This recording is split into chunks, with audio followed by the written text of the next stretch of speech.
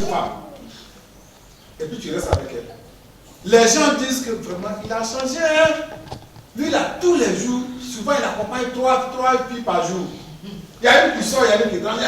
Mais aujourd'hui là, il a sa femme plus seule et puis c'est Dieu. Toi qui étais brouteur hier, les gens on voit que tu vas plus aussi bien. Maintenant tu vois la Bible, tu es en train d'évangéliser. On dit waouh. Tu conduis les gens à la repentance, tu les baptises. Tu fais les brisements de liens, on dit mais vraiment, il a changé. Lui, il était brouteur. Mais aujourd'hui, il vit par la parole de Dieu. Tu portes du fruit digne de la repentance. Si quelqu'un se repent, et puis il reprend les mêmes péchés qu'il faisait avant, alors il n'a jamais connu Dieu. Il n'a jamais rencontré le Christ.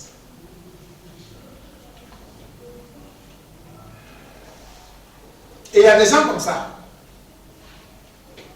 Pour la petite histoire, la dernière fois je regardais, je zappais comme ça sur Facebook, un individu qui se faisait passer pour un pasteur, qui se faisait un certain Paul.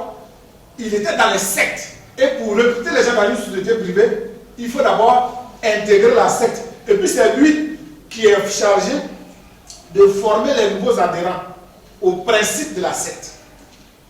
En même temps, il dit les pasteurs aussi. Et puis il y a des gens qui vont dans son église. On le découvre.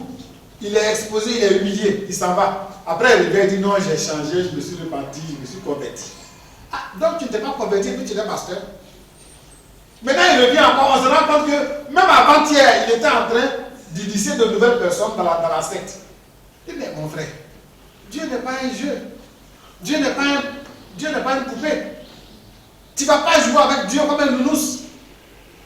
Ou bien, fais ce que tu as fait dans le monde. Quand tu as fini, le jour où tu veux te repentir, tu te repens.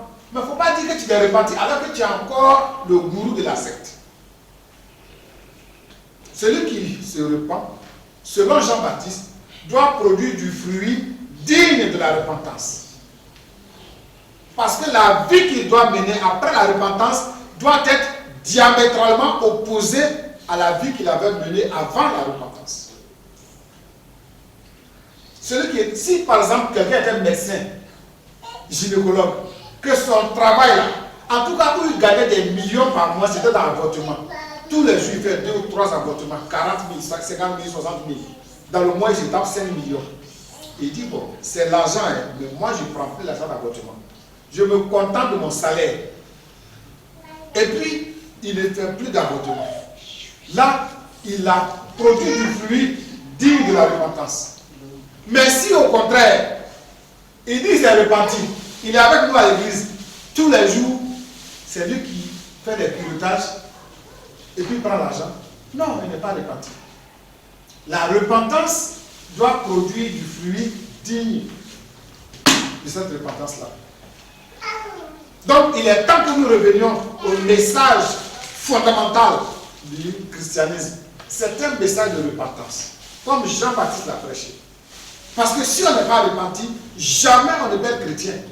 Parce que la repentance, c'est le point d'ancrage, c'est le point de contact entre nous et Dieu. Puisque la repentance nous permet de venir devant son trône avec nos péchés. C'est là qu'on dépose notre bagage, notre fardeau à ses pieds. Et puis il efface nos péchés, il efface tout ce que nous avons fait dans le passé. Et puis il met le compteur à zéro. Notre vie chrétienne commence par la repentance. Celui qui n'a pas compris ça, il n'est pas encore dans la vision de Dieu.